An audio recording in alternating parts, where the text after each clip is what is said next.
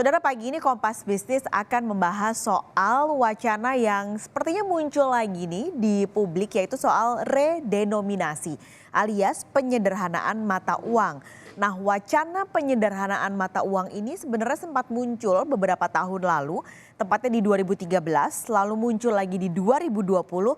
Nah, sekarang kembali diperbincangkan. Kalau buat Anda yang mungkin masih asing dengan istilah redenominasi, sebenarnya apa sih redenominasi ini? Jadi pada dasarnya saudara, redenominasi ini menghilangkan 3 angka 0 di uang rupiah kita. Jadi saya ambil contoh yang paling sederhana, yaitu uang Rp1.000, nantinya 03-nya dicoret menjadi Rp1.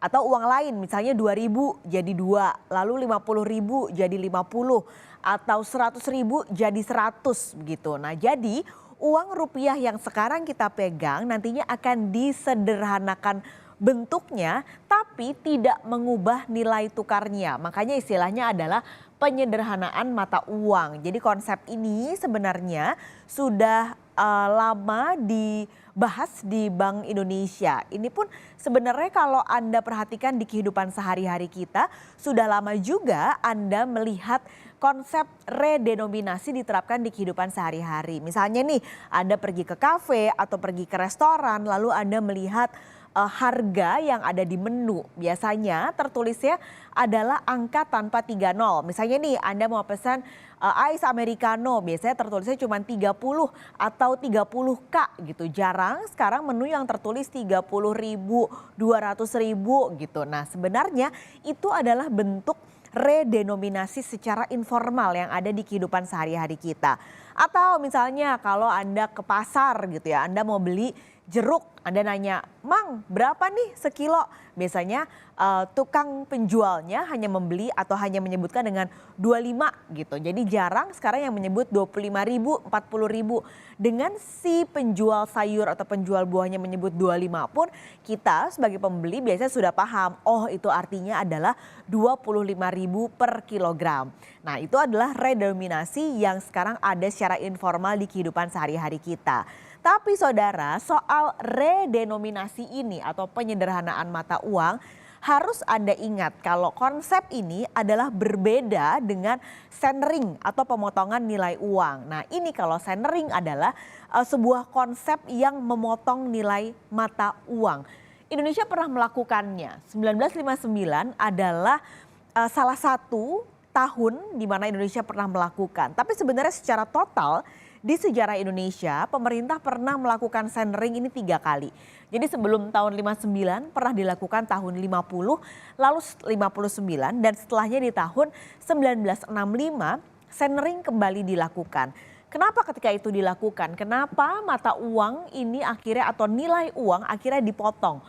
Salah satunya adalah untuk menekan inflasi yang sedang gila-gilaan saat itu. Jadi inflasinya lagi naik tinggi, PDB Indonesia rendah, lalu investasinya juga anjlok. Jadi di tahun 50, 59 dan 65 akhirnya pemerintah memotong nilai uang rupiah untuk memotong daya beli masyarakat. Nah, pemerintah akhirnya memutuskan untuk melakukan centering ketika itu, misalnya uang 1.000 nilainya jadi 100, lalu uang 500 jadi Rp50. Jadi misalnya Anda mau beli permen harganya 500, maka yang dikeluarkan bukan 500 tapi 50 dikali 10 lembar. Karena waktu itu uang 500 dipotong jadi Rp50.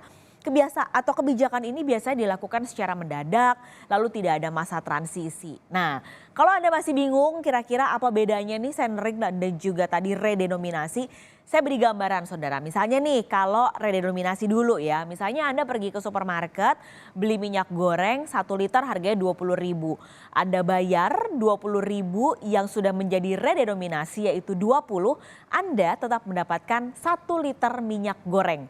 Jadi 20 yang tadinya adalah 20.000, Anda mendapatkan 1 liter minyak goreng. Tapi kalau centering ketika konsumen mengeluarkan uang Rp20.000, minyak goreng yang didapat tidak 1 liter, tapi misalnya berkurang menjadi 500 ml atau jadi setengah liter saja. Itu karena nilai uangnya dipotong setengahnya.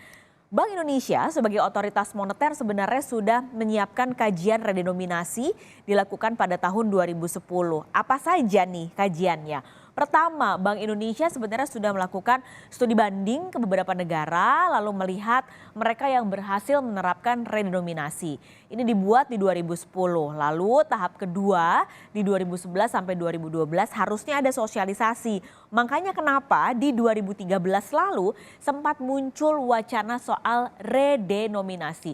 Itu sepertinya karena Bank Indonesia juga melemparkan ke pasar apakah wacana ini sebenarnya bisa diterima oleh masyarakat atau tidak. Lalu seharusnya di 2013 sampai 2015 adalah masa transisi ketika nantinya akan ada dua nominal mata uang, yang lama dan juga yang baru yang sudah dipotong nolnya. Lalu yang keempat adalah penarikan uang lama. Jadi selama kurang lebih 2 sampai 3 tahun BI akan memastikan uang lama yang belum dipotong nolnya benar-benar habis. Jadi sudah tidak ada dipegang lagi oleh masyarakat dan semua masyarakat di batas akhir atau di tahap akhir sudah memegang uang baru yang sudah dipotong nolnya atau diredenominasi, yang artinya masyarakat juga sudah siap dengan kebijakan yang baru. Tapi ini semua adalah kajian yang sudah dilakukan oleh BI 10 tahun atau 13 tahun yang lalu. Meskipun kajian ini harus dilakukan ketika sebuah negara atau Indonesia kondisi ekonominya siap, saudara. Jadi meskipun Bank Indonesia sudah mempersiapkan cetak biru dan kajian redenominasi, Gubernur Bank Indonesia Peri Warjio mengatakan saat ini ekonomi Indonesia sebenarnya masih terkena rambatan dari perlambatan ekonomi global. Siap. Jadi redenominasi itu sudah kami siapkan dari dulu, ya, masalah desainnya, kemudian juga masalah tahapan-tahapannya, ya, itu sudah kami siapkan sejak dari dulu secara operasional dan kemudian bagaimana untuk langkahnya. Itu tentu saja keputusan mengenai timing yang tepat mengenai redenominasi ada tentu saja 3 faktor. 1, kondisi makronya itu memang bagus. Yang kedua, kondisi moneter dan SSK-nya juga stabil. Dan yang ketiga, kondisi sosial politiknya juga kondusif, mendukung, positif. Jadi sukses atau tidaknya redenominasi akan sangat ditentukan dari kematangan kebijakan lalu kesiapan masyarakat dan tentunya tadi yang sudah disebutkan oleh Gubernur BI kondisi stabilitas ekonomi negara mulai dari inflasi terkendali sampai nilai tukar yang stabil. Sebenarnya sudah ada beberapa negara yang mencoba untuk menerapkan redenominasi atau penyederhanaan mata uang. Ada yang gagal, ada juga yang berhasil.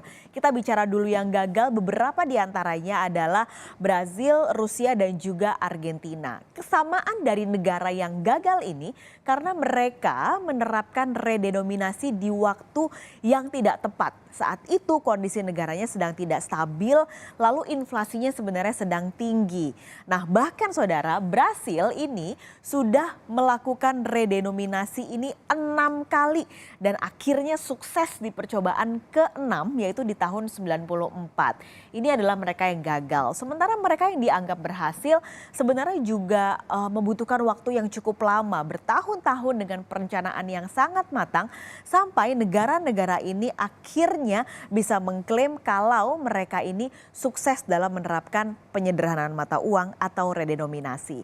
Pertanyaannya, Indonesia siap atau tidak? Lalu apa sih sebenarnya urgensinya kita harus menyederhanakan mata uang kita?